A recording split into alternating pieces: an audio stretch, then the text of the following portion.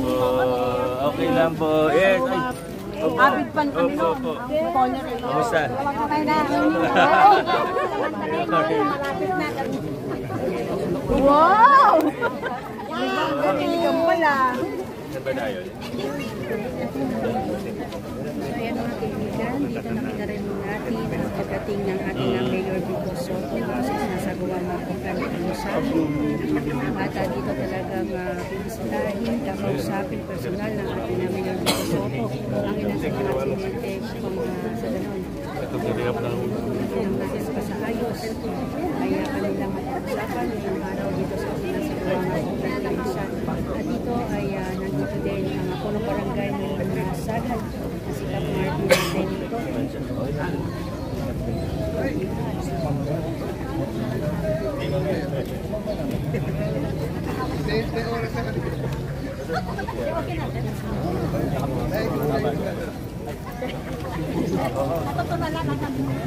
Morning po, Mayor. Kasama rin po natin si Vice Dudut Jaworski para po sa turnover po ng playground natin. Nagpapasalamat po kami sa Engineering Department, City Parks and Playgrounds, kay City Mayor po, at kay Vice Mayor po. Sa ating barangay, nagpapasalamat din po kami sa mga rehab ng mga repaint po sa multipurpose po. Meron po tayong simpleng turnover ceremony para sa mga homeowners association natin.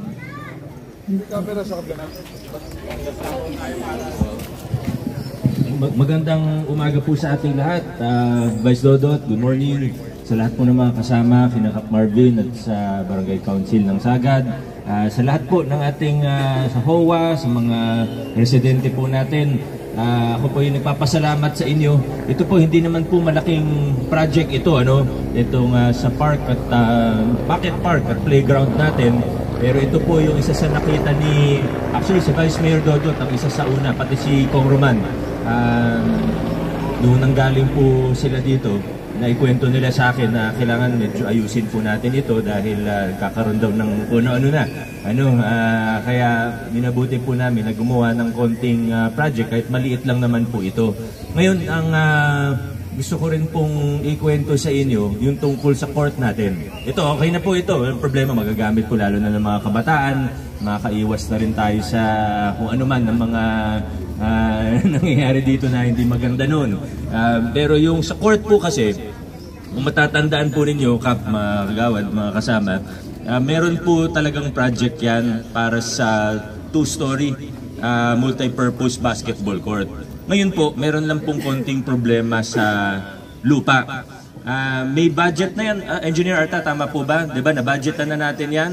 May program of work ng engineering. Okay na po. Kaso, may problema po doon sa previous owner ng lupa. Hindi ko nabanggitin yung pangalan kasi sa totoo mababait yung previous owner. Ayoko silang ma-stress pa dahil hindi naman nila kasalanan. Ang nangyari po noon, para sa kaalaman po ng lahat, mas mabuti na po yung alam natin.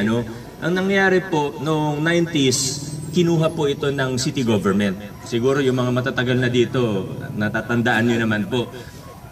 Pumayag po yung owner para sa, nagkasundo sila sa presyo. Ang problema, na ilabas yung pera mula sa city government, meron po kaming journal entry voucher na nagpapatunay na lumabas ang pera mula sa city government, pero hindi natanggap ng owner yung pera.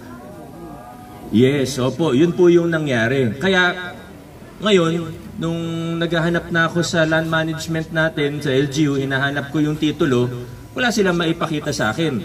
Nakapangalan pa siya dun sa previous owner. Nung tinanong ko po yung previous owner, ano ba yung nangyari? Kinuwento nila sa akin. Hindi kami nabayar, nabigyan lang sila ng maliit na halaga. Nasa 2 point something million lang yun eh. Noong panahon na yun, siguro malaki na yun noong 90s. 2 point something million, ang nabigay lang sila sa kanila, maliit na parte lang dun. Wala pang kalahati. So, ibig sabihin, di ko alam. Kasi wala pa ako nun. Elementary pa lang ako nung nangyari yun. So hindi ko alam. Ngayon sinusubukan kong ayusin, sinangguni ko po sa ating mga abogado sa legal department natin ng City Hall. Ang advice nila dun sa owner, mag-file kayo ng kaso.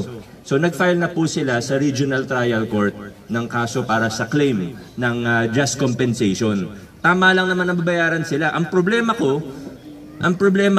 sa records ng city government, lumabas yung pera. Kaya mamaya, ako gusto kong bayaran yung owner kasi naniniwala naman ako sa kwento nila. Kilala nyo naman yun, di ba? Napakabait ng owner. Kilala nyo po yun, di ba? Huwag na natin anin yung pangalan, para hindi na sila ma-stress. Pero napakabait.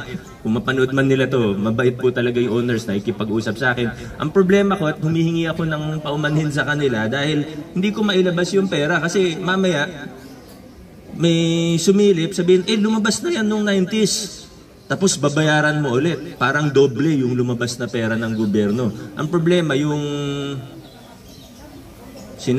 naakusahan na kumuha ng pera mula sa city government, sumakabilang buhay na. Wala na po. So hindi na natin siya makasuhan din. Wala na. Batay na siya. So sa totoo, hindi ko alam kung ano yung next step. Pero sinusubukan nating ayusin. Sa ngayon, naantayin natin yung final decision ng korte.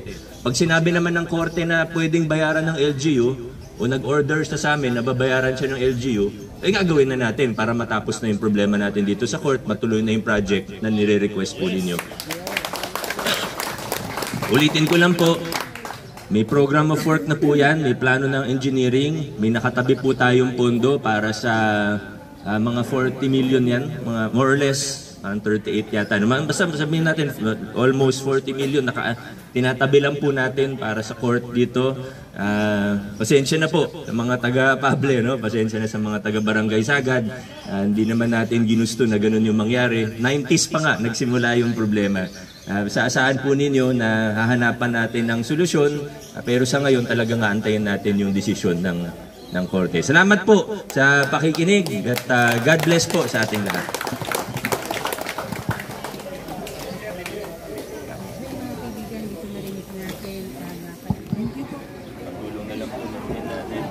Ready po.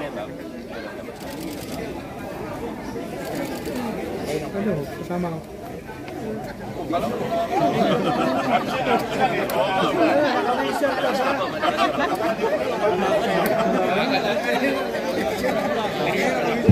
Ano po, taos po muna. Congratulations po sa ating lahat.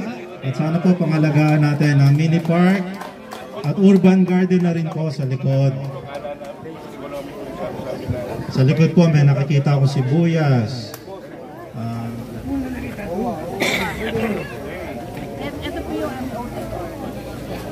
Ayan po, photo po muna ulit sa ating mayor at vice mayor. Salamat din po sa ating kapitan Marvin Benito.